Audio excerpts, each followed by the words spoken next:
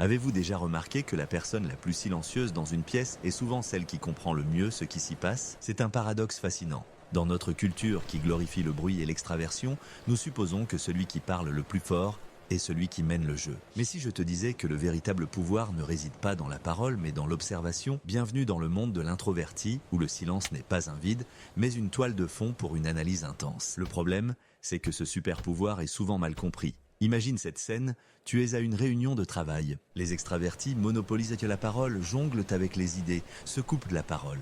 C'est un véritable concours de performance verbale. Et toi, tu es là, silencieux, tu n'es pas en train de préparer ta prochaine réplique brillante. Non, ton cerveau est en mode scanner. Tu absorbes tout. Le langage corporel de ton boss qui se crispe quand on parle de budget, le micro-sourire de ta collègue quand son rival se plante. Tu remarques la dynamique du pouvoir, les alliances tacites, les non-dits qui flottent dans l'air comme de la poussière. Mais à l'extérieur, que voient les autres? Quelqu'un de désintéressé, timide, voire arrogant. Ce décalage entre ta riche analyse interne et ta façade impassible est la grande douleur de l'observateur. Alors, pourquoi ça se passe comme ça? Ce n'est pas un défaut, c'est une question de câblage neurologique. Premièrement, clarifions une chose, introversion n'est pas synonyme de timidité. La timidité est une peur du jugement social. L'introversion est une question de source d'énergie. Les extravertis se rechargent au contact des autres. Les introvertis se rechargent dans la solitude. Cette différence fondamentale libère une énorme quantité de bandes passantes cognitives pour l'introverti dans une situation sociale. Pendant que l'extraverti dépense son énergie à formuler sa prochaine phrase, à maintenir un contact visuel et à gérer son image, l'introverti utilise cette même énergie pour scanner, décoder et synthétiser les informations cachées. C'est ce qu'on appelle la profondeur de traitement.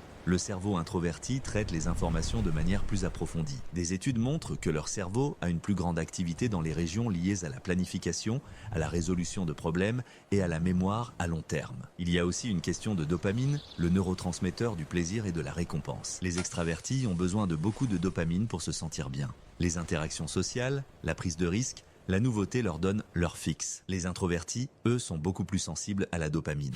Une trop grande stimulation sociale les submerge rapidement. C'est pourquoi ils préfèrent les conversations profondes en tête-à-tête aux grandes fêtes bruyantes.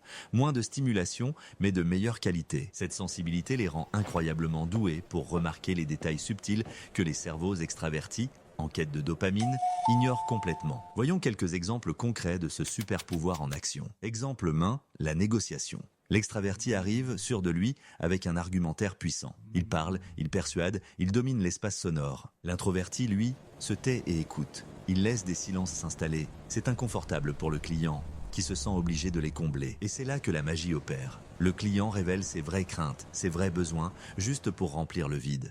Des informations que l'extraverti n'aurait jamais obtenues. L'introverti ne gagne pas en parlant plus fort, mais en comprenant mieux. Exemple 2, le dîner entre amis.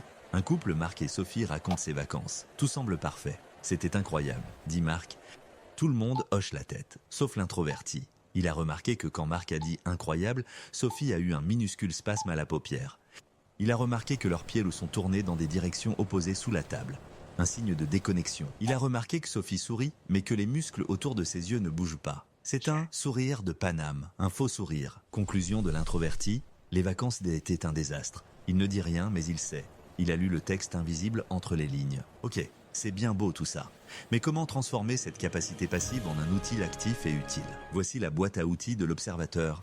4 étapes pour affûter ton super pouvoir. Étape 1, assume le silence. Ne te force pas à parler, le silence n'est pas ton ennemi, c'est ton bouclier et ton radar. Considère chaque conversation comme une collecte de données. Ta mission n'est pas de contribuer, mais d'abord de comprendre. Étape 2, pratique l'écoute active. N'entends pas seulement les mots, écoute la musique, le ton, le rythme, les hésitations. Pourquoi cette personne a-t-elle fait une pause avant de dire le nom de son collègue? Pourquoi sa voix est-elle montée dans les aigus en parlant de ce projet? Ce sont des indices. Chaque anomalie vocale est une piste. Étape 3, élargis ton champ de vision. Ne te concentre pas uniquement sur la personne qui parle, regarde les autres. Qui approuve silencieusement de la tête?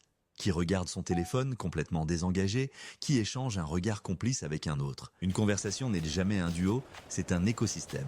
Cartographie-le. Étape 4. Interviens stratégiquement. Le but n'est pas de rester muet pour toujours. Le but est de faire en sorte que chaque mot compte. Après avoir observé, analysé et compris la véritable dynamique, tu peux poser la question que personne n'a osé poser, ou faire la remarque qui change toute la perspective de la conversation. Une intervention d'un observateur silencieux a souvent 1000 fois plus de poids que 10 minutes de bavardage extraverti. En conclusion, si tu es un introverti, arrête de te voir comme socialement inapte. Tu n'es pas en marge de l'action sociale, tu es dans une loge VIP avec une vue d'ensemble. Tu n'es pas antisocial, tu es un stratège social. Tu joues aux échecs pendant que les autres jouent à la bataille navale. Ton silence n'est pas une faiblesse, c'est une arme.